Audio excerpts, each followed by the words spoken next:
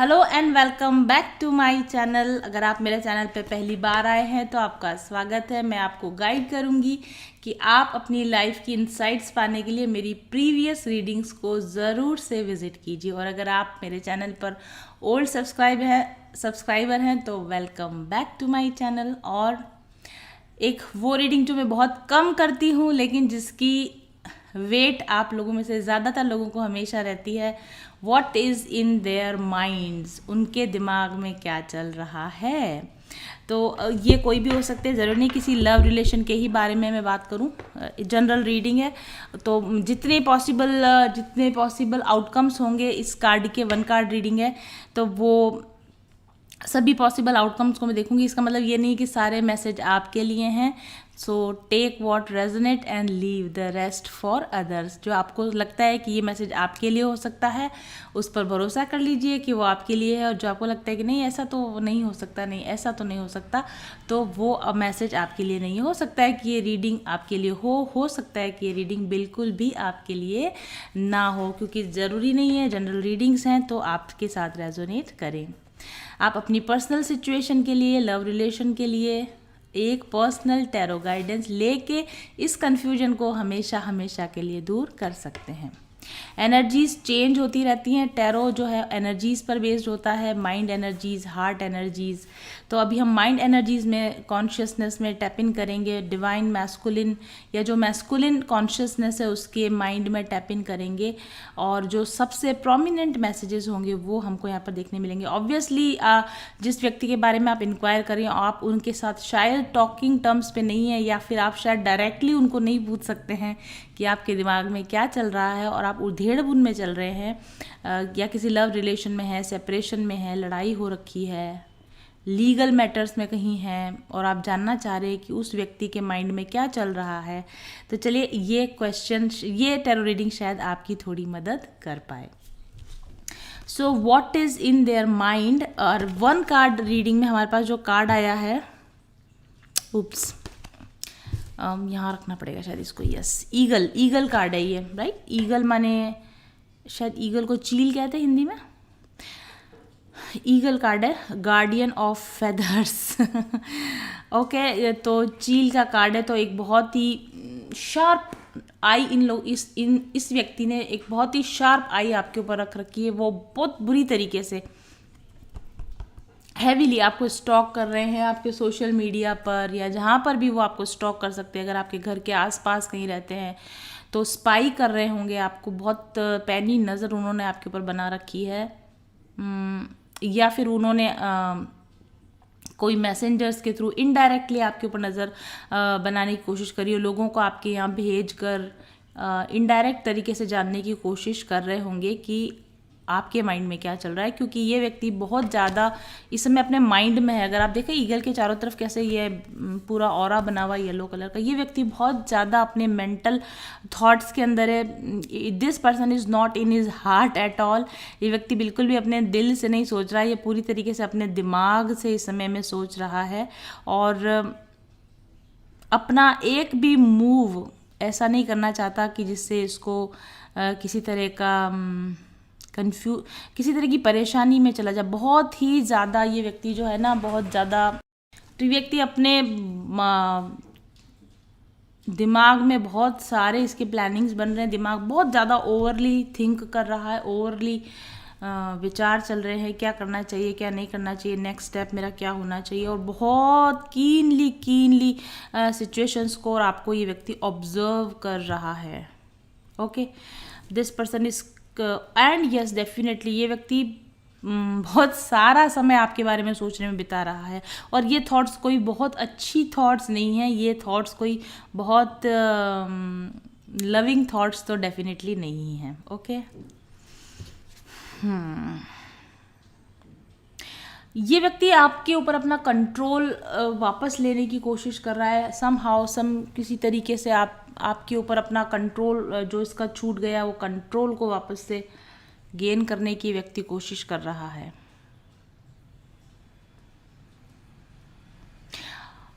ये व्यक्ति वैसे तो इसको खुद भी नहीं पता है कि इसको आपके साथ कैसा बिहेव करना चाहिए, इसको आगे आपके साथ कैसा चलना चाहिए, ये खुद भी काफ़ी कंफ्यूज्ड है, बट स्टिल वो क्लैरिटी पाना चाह रहा है कि आप इसका इस बारे में क्या सोचना है, आप इस बारे में क्या विचार रखते हो। ये व्यक्ति आपके साथ कि अपने रिलेशन को लेके या जो कुछ भी मुद्दा आपके बीच में चल रहा है उसको लेके बहुत एनालिटिकल है, बहुत कैलकुलेटेड तरीके से स्ट्रॉन्ग मेंटल क्लैरिटी के साथ में आगे बढ़ना चाहता है, वेरी एनालिटिकल, तोल मोल के मेंटल एक्सरसाइज इसके माइंड में काफ़ी चल रही है।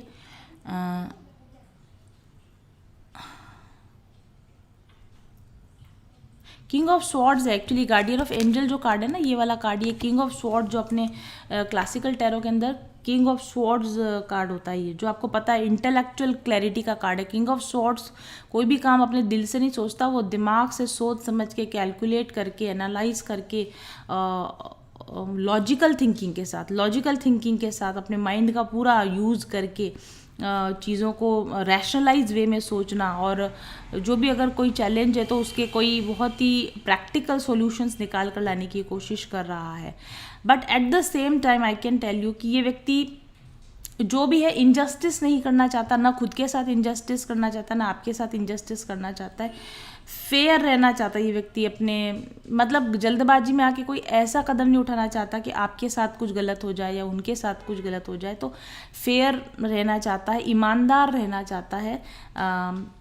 और डेफिनेटली ये व्यक्ति अपने माइंड से आपके और उनके बीच की प्रॉब्लम को सॉल्व करना चाहता है। ये माइंड इसलिए नहीं लगा रहा है कि wait for a while.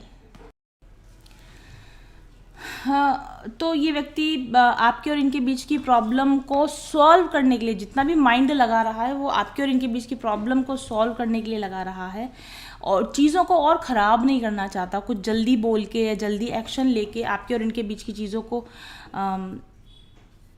Solve करना चाहता है।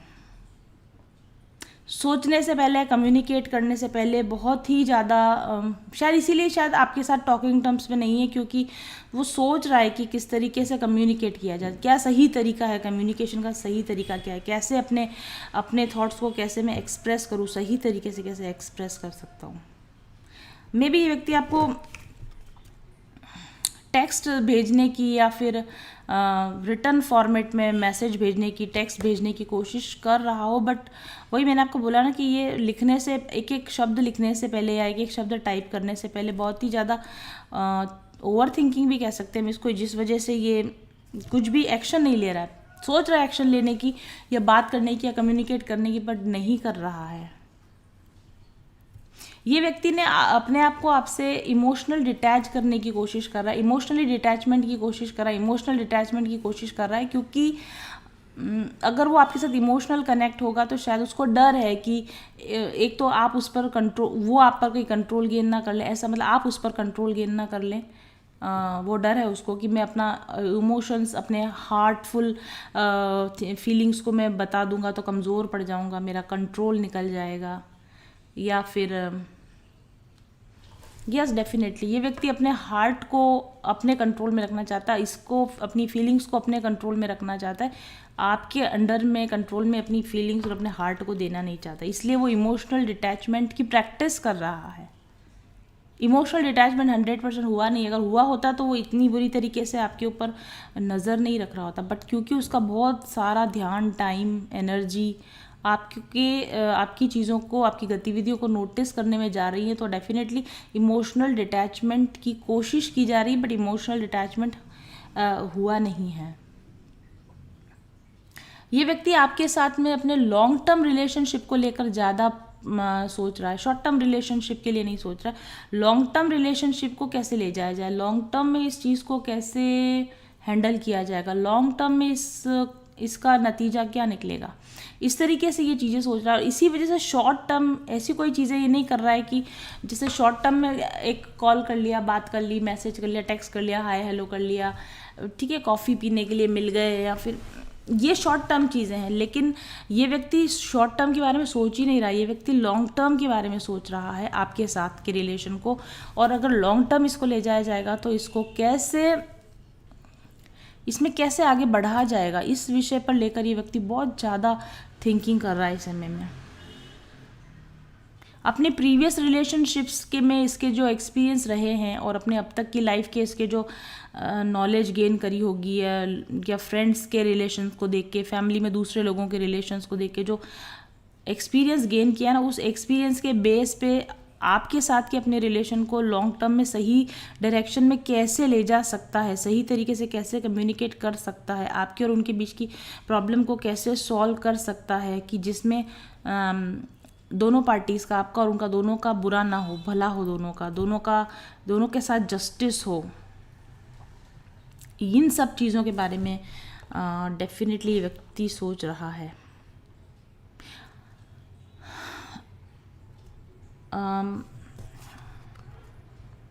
लेकिन कई बार ऐसा होता है ना कि जब हम सोचते बहुत ज़्यादा है तो एक्शन नहीं ले पाते। तो आपको ऐसा लग रहा होगा कि रिलेशनशिप में पॉज आ गया है, या ये व्यक्ति ने आपके बारे में बिल्कुल सोचना ही बंद कर दिया है। तो ऐसा तो बिल्कुल भी मुझे नहीं दिखता है।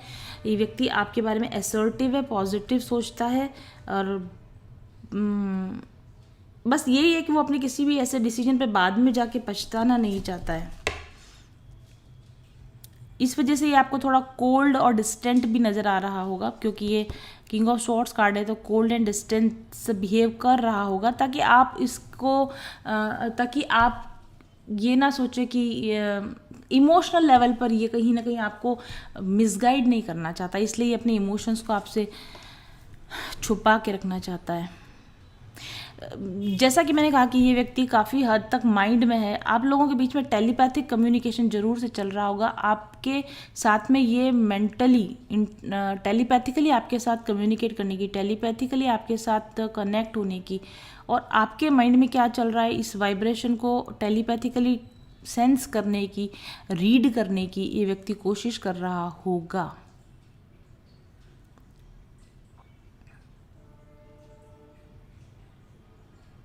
ये व्यक्ति मैच्योरिटी और विजडम के साथ में आप अपने रिलेशन को अब आपके साथ आगे बढ़ाना चाहता है। पहले चाहे जो भी हुआ हो, आप दोनों ने कोई इमेच्योर या जल्दबाजी में कोई डिसीजंस लिए हो, लेकिन अब ये मैच्योरिटी के साथ में, वाइज विजडम के साथ में मैच्योर डिसीजंस लेना चाहता है। But at the same time ये व्यक्ति किसी तरह की इमोशनल ड्रामा में आपके साथ नहीं फंसना चाहता। ये व्यक्ति बिकॉज दिस पर्सन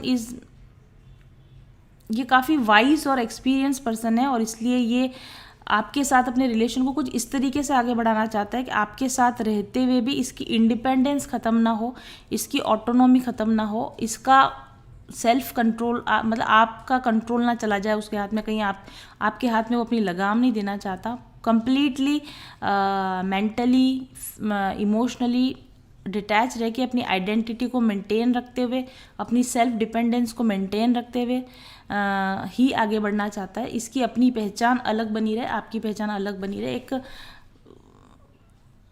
एक फेयर डिस्टेंस रखकर अपनी इंडिपेंडेंट आइडेंटिटी को मेंटेन रखते हुए रिलेशन अगर किसी तरीके से आगे बढ़ सके, और क्या ऐसा पॉसिबल है? जिस तरह की ये सोच रहा है, इस तरह से अगर ये बढ़ाना चाहे रिलेशन को, तो क्या ये उस रिलेशन को आगे बढ़ा सकेगा? क्या ऐसा ऑफर उसको आपको देना चाहिए? इस विषय में ये व्यक्ति सोच रहा है। मुझे लगता है कि ये व्यक्ति काफ़ी कैलकुलेटिव तरीके से आपके साथ के अपने रिलेशन को आगे बढ़ाना चाह रहा है, जिसमें इसको अपनी फीलिंग्स को शेयर ना करना पड़े, जिसमें अपने हार्ट को ओपन ना करना पड़े, जिसमें इसको अपना इमोशनल कंट्रोल आपको ना देना पड़े, जिसमें इसकी फ्रीडम ख़त्म ना हो, जिसमें इसकी इंडिपेंडेंस ख़त्म ना हो, जिसमें इसकी ऑटोनॉमी ख़त्म ना हो।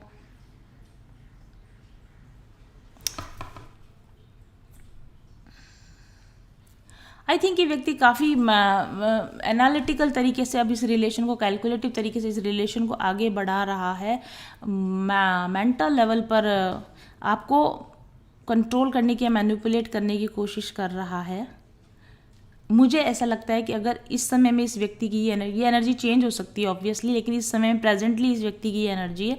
अगर इस व्यक्ति की ये एनर्जी है तो आई टेल यू कि आप भी इमोशनल डिटैचमेंट की प्रैक्टिस कीजिए। आप भी अपनी इंडिपेंडेंस और ऑटोनॉमी को बनाए रखने की कोशिश कीजिए, और आप भी लॉन्ग टर्म में सोचिए कि क्या ऐसे कैलकुलेटिव व्यक्ति के साथ में, ऐसे एनालिटिकल माइंड के साथ में आप कोई इमोशनल बैलेंस, कोई इमोशनल अटैचमेंट बना के कहीं कोई गलती तो नहीं करेंगे। ओके, सो कॉशन के साथ में this is the reading for what is happening in their minds, वे उनके दिमाग में क्या चल रहा है। काफ़ी खुराफात पक रही है, काफ़ी खिचड़ी पक रही है, तो थोड़े समय के लिए इस खिचड़ी को छोड़ दीजिए, अपने आप पर फोकस कीजिए, अपने आप पर ध्यान दीजिए। कुछ समय बाद हम फिर इस एनर्जी को चेक करेंगे। अगर ये चेंज होती है तो वेल एंड गुड, नहीं होती है तो स्टेटस क्वो यानी डिस्टेंस मेंटेन बना के रखिए। Thank you very much for watching.